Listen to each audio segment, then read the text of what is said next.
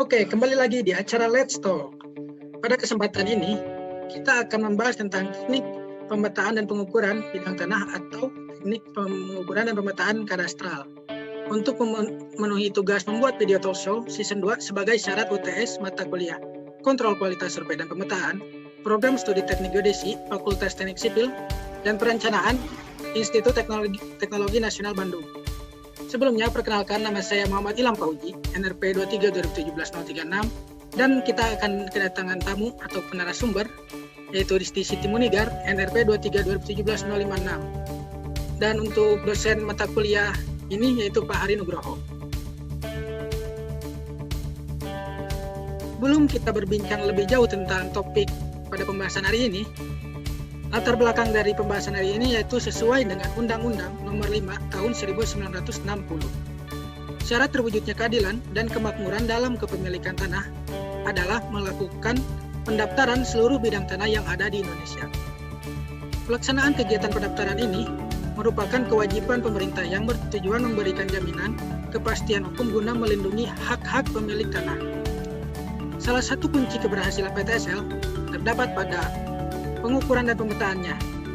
Maka, perlu dilakukan pengukuran dan pemetaan yang efisien. Tujuan penelitian ini adalah untuk mengetahui variasi teknik-teknik pengukuran dan pemetaan kadastral yang digunakan pada PTSL.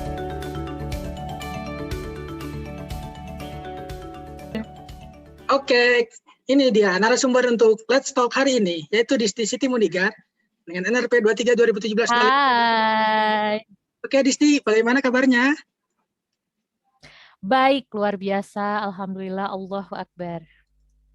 Oke, mari kita ke pembahasannya. Oke, siap Disti? Oke, siap. Terima kasih atas kesempatannya, Uji. Oke, let's talk.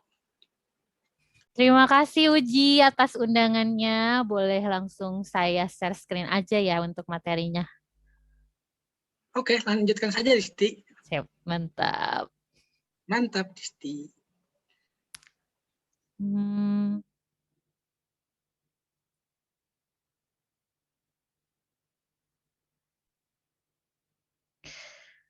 Oke, untuk pembahasan pertama nih, untuk pemanasannya, mungkin kita akan nonton video ya. Video ini didapat dari Kementerian ATR BPN langsung, supaya kita mengetahui dulu tentang dasar dari pengukuran kadastral ini.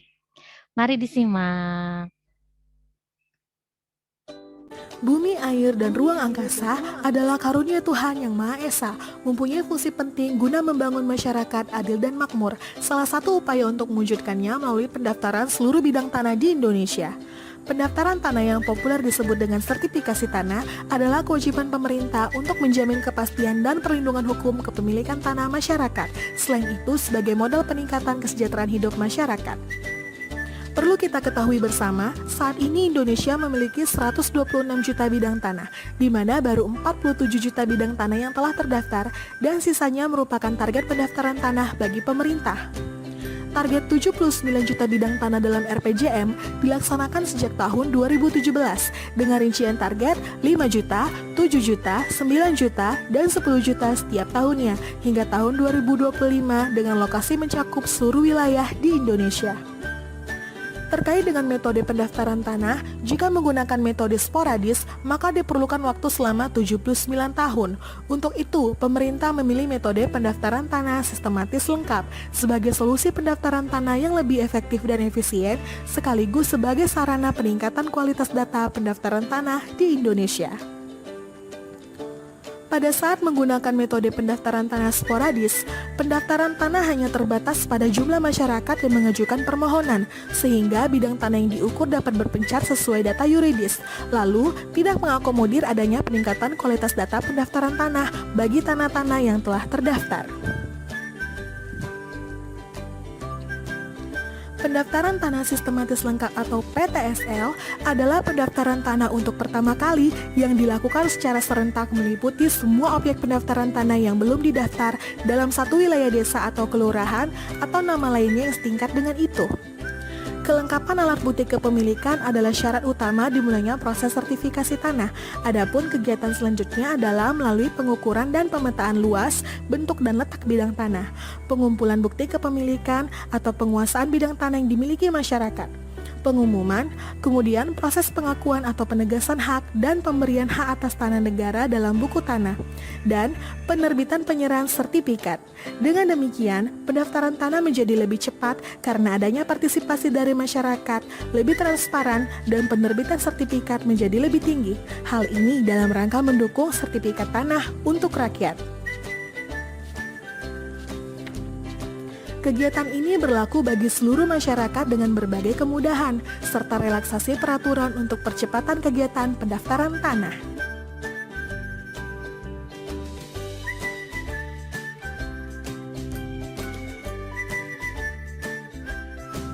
Lalu, bagaimana peran masyarakat? Peran serta masyarakat dalam mendukung pelaksanaan PTSL sangat diperlukan. Masyarakat perlu menyiapkan dokumen berupa kartu identitas, menyiapkan surat bukti-bukti kepemilikan yang dimiliki secara lengkap, menyepakati batas-batas tanahnya dengan tetangga, disertai dengan pemasangan tanda batas yang telah disepakati. Ayo, dukung pelaksanaan pendaftaran tanah sistematis lengkap untuk wujudkan tanah bagi sebesar-besar kemakmuran rakyat.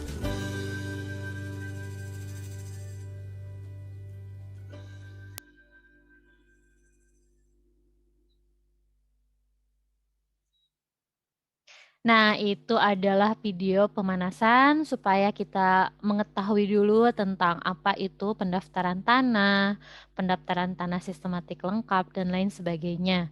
Selanjutnya kita masuk ke materi. Nah, materi yang akan dibahas kali ini yaitu tentang teknik-teknik pengukuran dan pemetaan kadastral. Sebelumnya saya mau tanya dulu nih ke Uci nih. Di background ini masih ingat gak ini alat apa nih? NSS ya. Ya, betul. Ini merupakan salah satu alat yang juga bisa kita gunakan dalam proses pengukuran dan pemetaan kadastral. Singkatnya, alat ini tuh berfungsi untuk menangkap data berupa sinyal dari satelit yang kemudian nanti datanya direkam, kemudian dilakukan pengolahan sinyal, hingga dilakukan pengolahan data dan akan menghasilkan nilai koordinat pada titik-titik yang diambil sampelnya. Oke, kita langsung masuk ke materi. Sebelum kita mengetahui teknik-teknik dalam pengukuran dan pemetaan kadastral, tentunya kan kita bisa memecah ya antara kata-kata apa sih pengukuran, kemudian apa sih pemetaan. Nah, dua hal ini tentunya memiliki definisi yang berbeda. Sesuai dengan petunjuk teknis PTSL, pengukuran tanah secara sistematis adalah proses pemastian letak batas bidang-bidang tanah yang terletak dalam satu atau beberapa desa atau kelurahan, atau bagian dari desa atau kelurahan, atau lebih dalam rangka penyelenggaraan pendaftaran tanah secara sistematis. Sedangkan untuk pemetaan bidang tanah adalah kegiatan pengolahan data dan penggambaran hasil pengukuran bidang-bidang tanah dengan suatu metode tertentu pada media tertentu sehingga letak dan ukuran bidang tanahnya dapat diketahui dari media tempat pemetaan bidang tanah tersebut. Jadi simpelnya pengukuran itu adalah pengambilan data sampel atau pengambilan titik-titik yang akan diukur sesuai bidang yang diukurnya. Sedangkan pemetaan itu adalah pengolahan dari data sampel tersebut. Karena pengukuran sebetulnya adalah mengambil titik-titik sampel nih dengan kesesuaiannya dengan posisi di permukaan bumi. Nah, pemetaan ini adalah aplikasi dari hasil si pengukuran ini. Jadi kita bisa mengetahui apakah bentuknya sama, sesuai gak dengan kedudukan aslinya. Nah, itulah antara korelasi dari pengukuran dan pemetaan. Nah, tentunya dalam proses pengukuran atau pendaftaran tanah itu ada dua hal yang sering kita dengar. Yang pertama itu adalah pendaftaran tanah sistematik, Yang kedua adalah pendaftaran tanah sporadik. Nah, pendaftaran tanah secara sistematik adalah kegiatan pendaftaran tanah untuk pertama kali yang dilakukan secara serentak, yang meliputi semua objek pendaftaran tanah yang belum didaftarkan dalam wilayah atau bagian suatu desa atau kelurahan. Jadi biasanya untuk pendaftaran tanah sistematik itu serempak, baik satu desa atau satu wilayah di tempat tertentu. Kalau di rumah uji pernah ada nggak sih orang-orang juru ukur tuh datang untuk melaksanakan PTSL? Kebetulan sudah pernah ada, tapi hanya Berarti sebagian gitu kan. iya, karena sebagian itu ada yang didaftarkan juga secara sporadis. Nah, kalau sporadis ini berbeda dengan sistematik. Kalau yang sistematik itu secara serentak karena dikoordinir oleh satu lembaga. Kalau sporadis, kita mengajukan secara pribadi ke lembaga yang memang membawahi tanggung jawab tersebut. Jadi kegiatan pendaftaran tanah untuk pertama kali mengenai satu atau beberapa objek pendaftaran tanah dalam wilayah atau bagian wilayah suatu desa atau kelurahan secara individual atau massal. Pendaftaran tanah secara sporadik dilaksanakan atas permintaan pihak yang berkepentingan. Begitu. Oke, materi selanjutnya mengenai teknik pengukuran bidang tanah akan saya jelaskan mengikuti video yang akan diputar.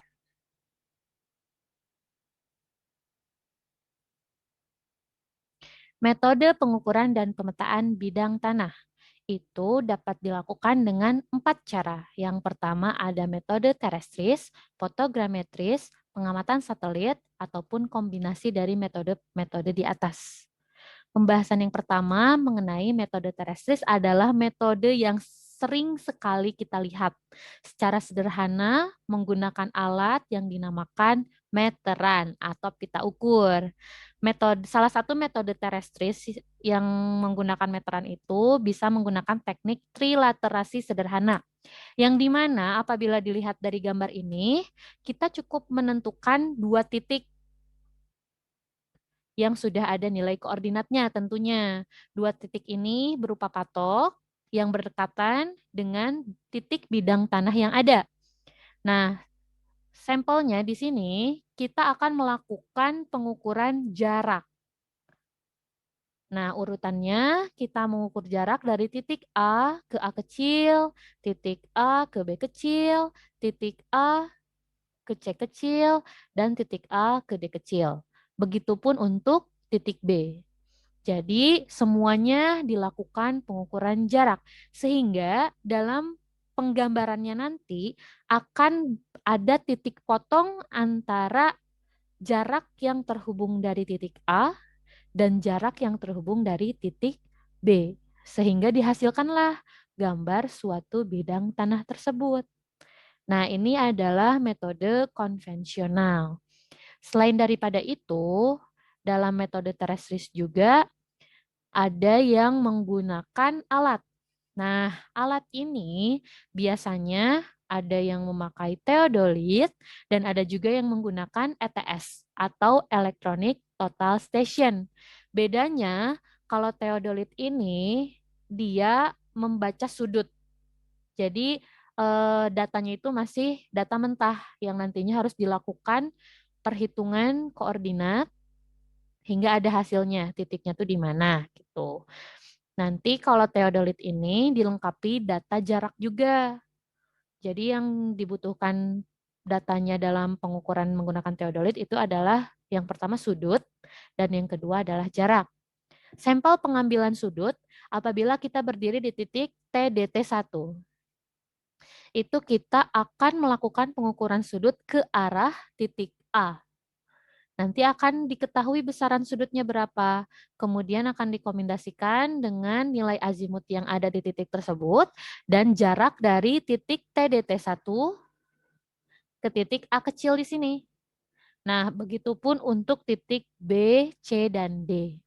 Kalau menggunakan electronic total station, itu dia bisa melakukan pengukuran secara langsung datanya menghasilkan nilai koordinat asalkan titik stationnya dan backside diketahui nilainya berapa. Tapi secara konsep sama sih, cuma si ETS ini dia itu adalah alat yang lebih modern dari si teodolit. Kalau teodolit kan sifatnya masih manual. Kalau misalkan kita baca itu masih harus menggunakan senter untuk bisa membaca nilai sudutnya. Kalau electronic total station ini dia bisa merekam datanya secara langsung. Jadi kita tinggal melakukan pengolahan datanya di AutoCAD. Selanjutnya ada metode fotogrametris. Nah, di metode fotogrametris ini minimalnya satu sisi bidang tanah untuk skala peta kerja lebih dari sama dengan 1:2500. Kemudian semua sisi bidang tanah untuk skala peta kerja kurang dari 1:2500. Skala peta kerja dilakukan oleh 1. Resolusi spasial foto udara atau citra satelit.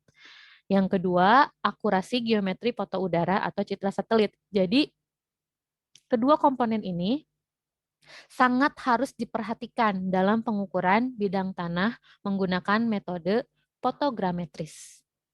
Selanjutnya, ini adalah contoh dari peta foto yang digunakan untuk melakukan pengukuran bidang tanah sesuai dengan legendanya, proyeksinya, dan lain sebagainya. Metode yang terakhir yaitu metode pengamatan satelit. Ini berbagai macam metodenya. Ada statik, yaitu waktu pengamatannya lebih dari 1 jam. Ada rapid statik, waktu pengamatannya 5-20 menit. Kemudian ada metode stop and go, waktu pengamatannya 1-2 menit.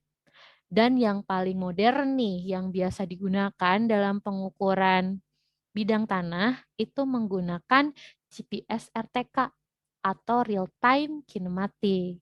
Jadi kita bisa mengambil data secepat mungkin. Kalau di sini sih terhitungnya kurang dari 1 menit.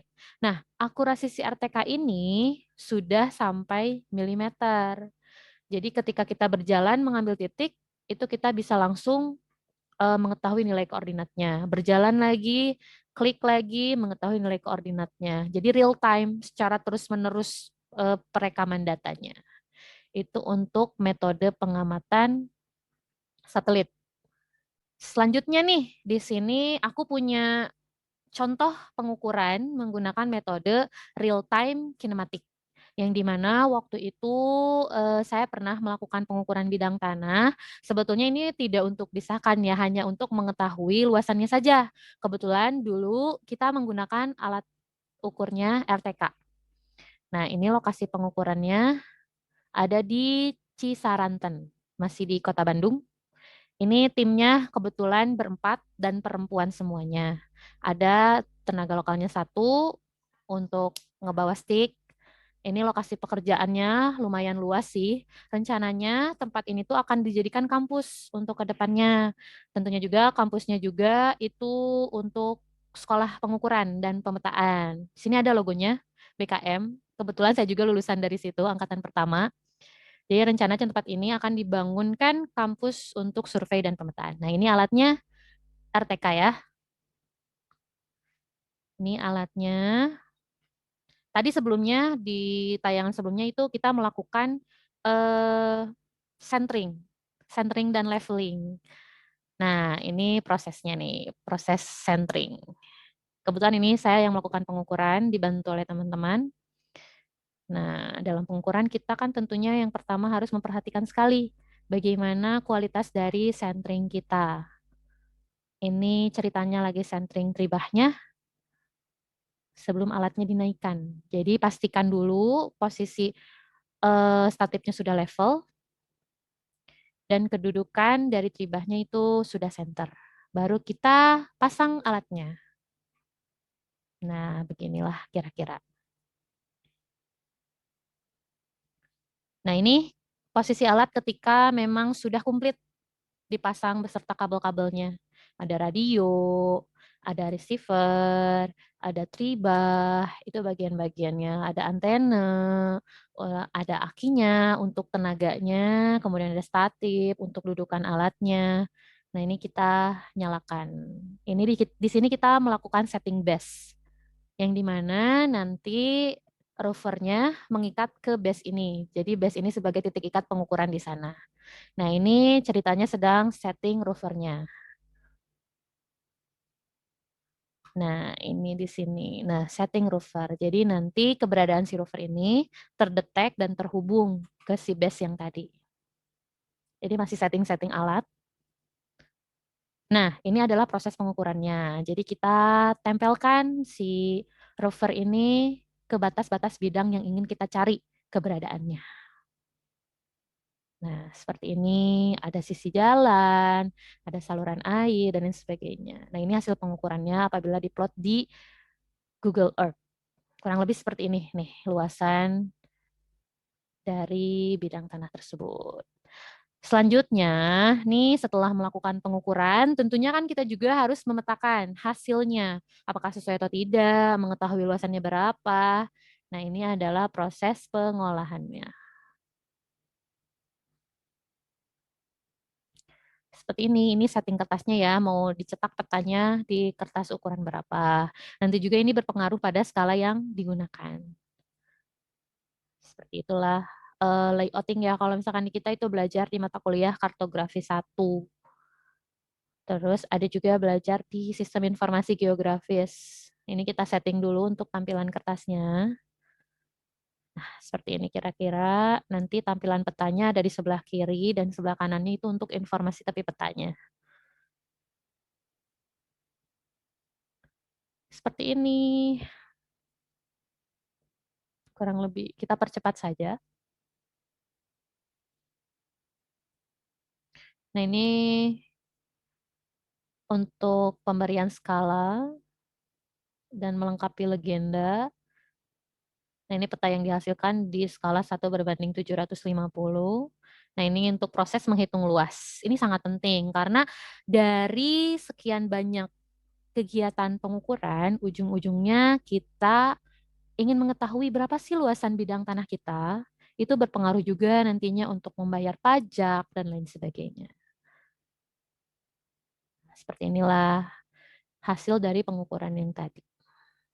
Itu mungkin selanjutnya untuk menentukan metode pengukuran mana sih yang sebetulnya bisa kita gunakan. Itu tentunya dapat dinilai dari beberapa faktor. Nah, ini faktor penentu teknik pengukuran. Yang pertama itu dilihat dari ketersediaan alatnya. Yang kedua, tenaga sumber daya manusia. Sekarang kita bisa menggunakan alat yang bagus, tapi nggak ada SDM yang bisa memanfaatkan peralatan tersebut. Jadi dirasa itu tidak akan berjalan dengan baik. Kemudian yang ketiga ada masyarakat. Yang keempat ada luas tanah. Yang kelima ada penataan bidang tanah. Dan yang keenam sebagai faktor penentu teknik pengukuran itu adalah bentuk tanahnya tersebut.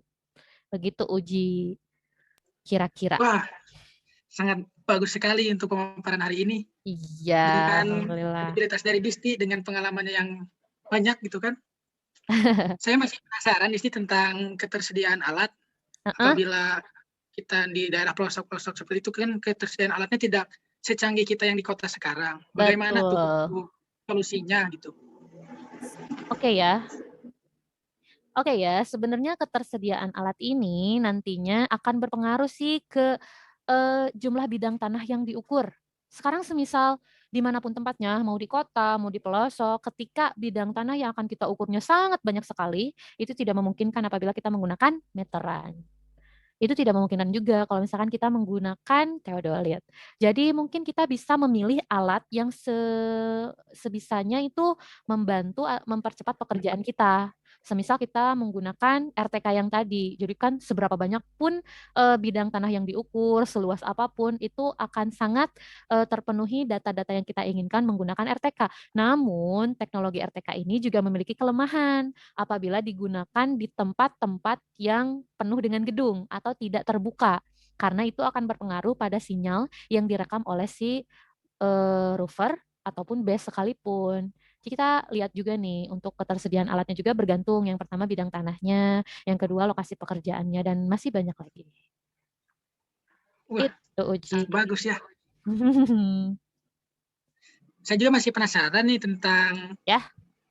yang nomor 4, luas tanah ya, Disti. Tolong bisa lebih diberi pencerahan gitu bagi kita semua. Nah, si luas tanah ini, saya sambil baca ya sedikit.